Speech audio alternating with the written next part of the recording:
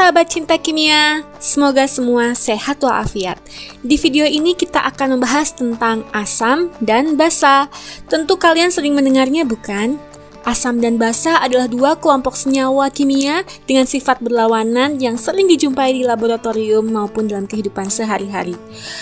Asam, basa, dan produk reaksinya mempunyai peranan yang sangat penting bagi berbagai proses dalam tubuh kita, juga dalam proses pengolahan makanan, pertanian, dan industri lainnya. Yuk langsung saja kita simak pembahasannya. Teman-teman tahu kan apa saja contoh benda yang bersifat asam atau basa? Coba nih, yang pertama, jeruk lemon. Lemon termasuk asam, dengan kandungan utamanya adalah asam sitrat. Lalu bagaimana dengan vinegar? Vinegar adalah asam cuka atau CH3COOH, tentu ia bersifat asam. Sabun. Sabun adalah bersifat basa. Air aki, bagaimana dengan air aki? Air aki punya kandungan utama asam sulfat, jadi bersifat asam. Larutan amonia. Nah, amonia ini bersifat basa. Lalu, ini adalah obat mah sebagai penetralisir asam lambung sehingga ia bersifat basa. Jadi, apakah ciri sesuatu benda atau zat bisa dikatakan asam atau basa? Teman-teman, kata asam berasal dari bahasa Latin yang berarti asam. Kata ini berkaitan dengan rasa asam, jadi memang ciri dari asam itu berasa asam atau masam. Sedangkan basa berasal dari kata alkoli, yaitu dari bahasa Arab yang berarti abu. Karena abu ini kalau dilarutkan dalam air akan bersifat basa. Dan ciri dari larutan basa itu berasa pahit.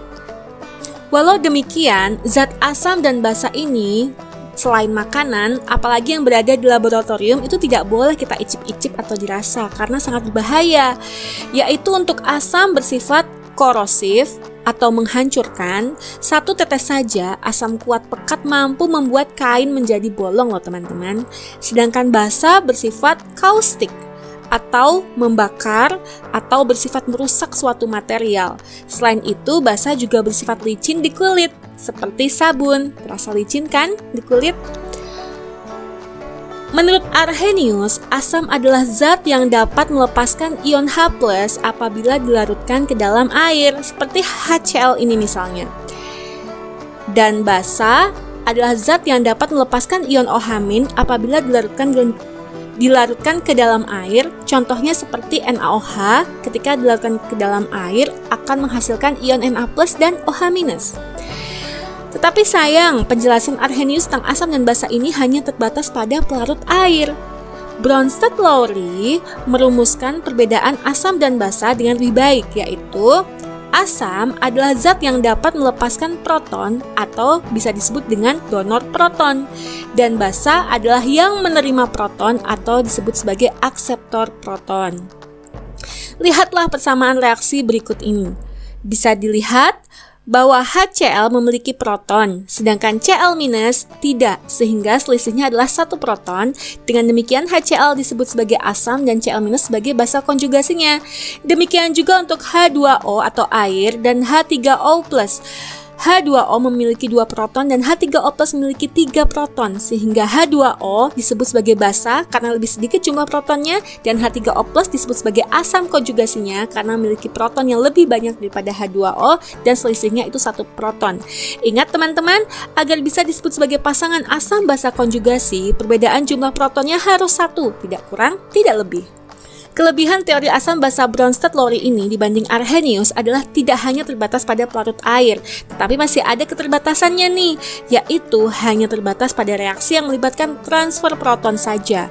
Nah, Lewis mengemukakan teori asam dan basa dengan cakupan yang lebih luas lagi, yaitu menurutnya asam adalah zat yang dapat menerima pasangan elektron atau disebut sebagai akseptor elektron, sedangkan basa adalah zat yang bisa memberikan pasangan elektron atau disebut sebagai donor elektron. Contoh reaksinya seperti ini teman-teman. Reaksi antara gas amonia dengan BF3 menghasilkan NH3BF3. NH3 memiliki sepasang elektron bebas untuk diserahkan kepada BF3 membentuk ikatan kovalen koordinasi, sehingga merujuk pada pengertian asam basa versi Lewis tadi, berarti NH3 itu bersifat basa dan BF3 adalah bersifat asam. Nah teman-teman, dari ciri-ciri yang telah disebutkan tadi, lalu bagaimanakah kita bisa mengidentifikasi suatu zat atau larutan apakah bersifat asam maupun basa? Ini dia penjelasannya. Seorang peneliti bernama Søren Sørensen menemukan suatu bilangan sederhana yang diperoleh dari hasil logaritma konsentrasi H+ yang akhirnya disebut dengan pH. Nah, kalau pH sih teman-teman pasti sudah tahu kan, kalau pH ini adalah nilai yang menyatakan tingkat keasaman suatu larutan. Melalui penemuan Søren Sørensen ini akhirnya bisa kita ketahui bahwa pH itu bernilai antara 0 sampai 14. Kalau pH-nya kurang dari 7 berarti bersifat asam, seperti jeruk lemon dan tomat. Kalau pH-nya 7, zat tersebut bersifat netral, dan kalau lebih dari 7 berarti bersifat basa. Bagaimana kita bisa tahu nilai pH dari masing-masing zat tersebut? Caranya adalah dengan menggunakan indikator untuk pH. Indikator ini digunakan untuk mengetahui nilai pH suatu larutan. Dalam indikator terkandung sejumlah senyawa yang dapat berubah warna sesuai dengan tingkat keasaman dari larutan tersebut, teman-teman. Indikator asam basa itu ada bermacam-macam, dan contoh yang sering kita gunakan adalah yang pertama, kertas lakmus. Inilah contohnya. Nah, kertas lakmus ini adalah indikator yang tidak bisa menentukan harga pH dan pOH-nya secara langsung, tetapi hanya bisa memperkirakan apakah larutan ini bersifat asam maupun basa. Nah, kertas lakmus ini ada dua macam, lakmus merah dan lakmus biru.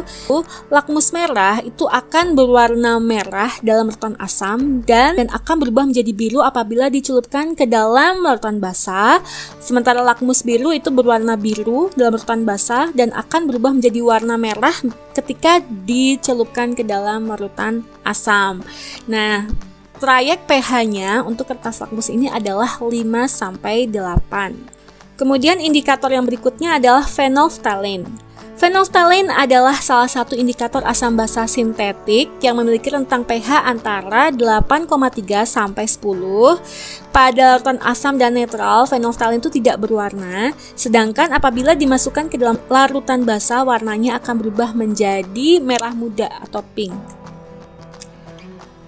Metil jingga itu bisa membedakan antara larutan asam dan netral.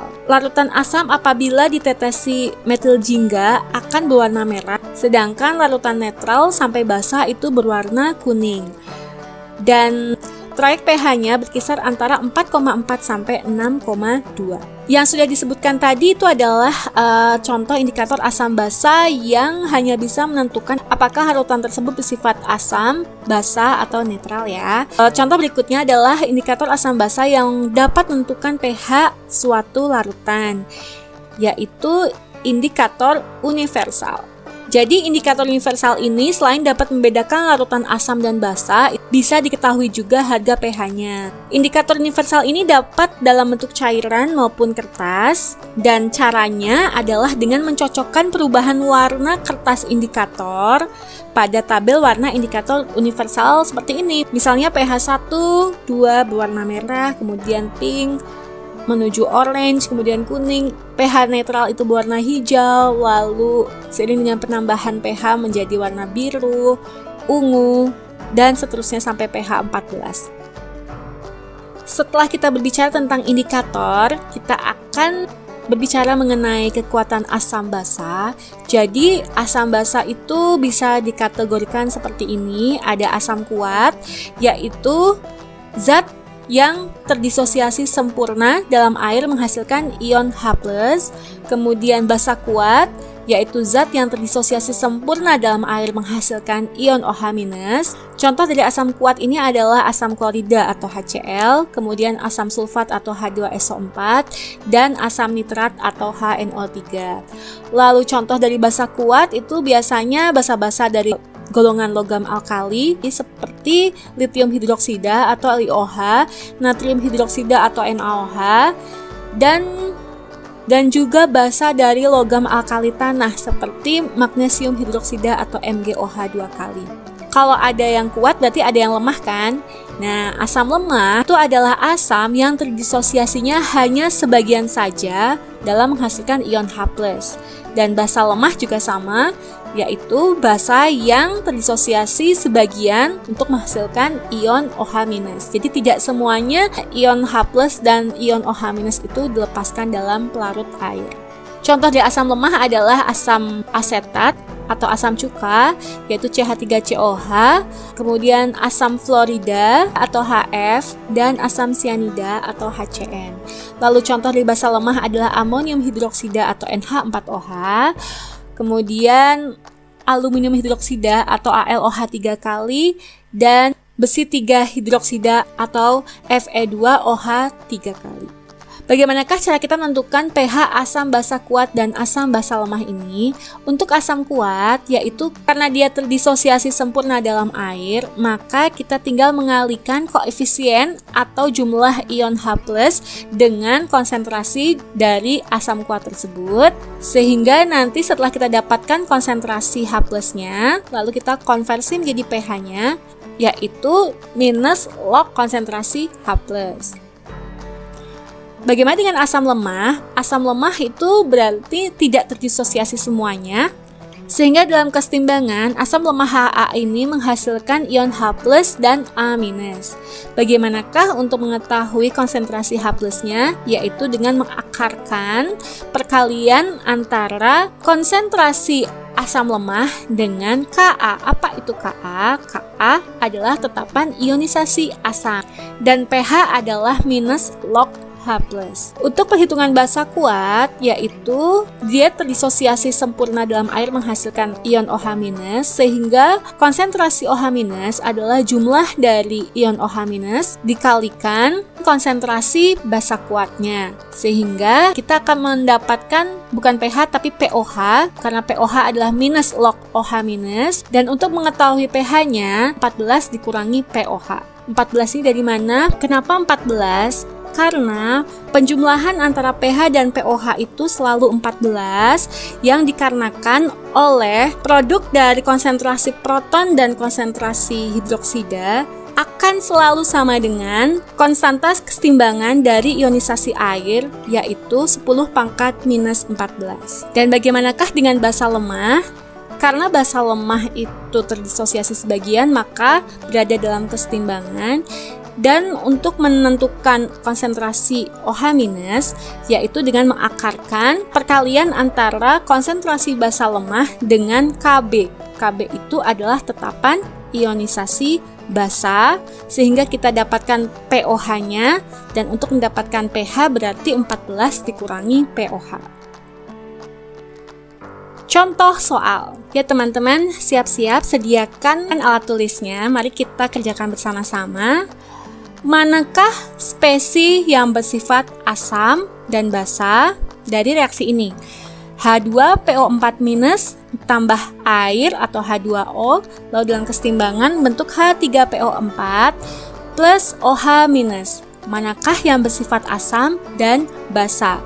Dari reaksi ini, lihat manakah spesi yang sejenis. Yang sejenis adalah H2PO4- dan H3PO4. Lalu H2O dengan OH- itu berarti akan berpasangan. Lalu kita lihat nih H2PO4- dengan H3PO4. Jumlah proton dari H2PO4- adalah 2. Lalu jumlah proton H3PO4 adalah 3. Maka menuju H3PO4 akan menerima 1H+.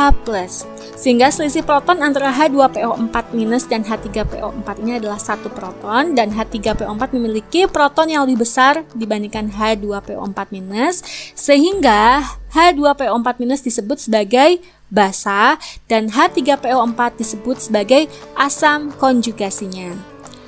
Nah, yang berikutnya adalah kita bandingkan antara H2O dengan OH-.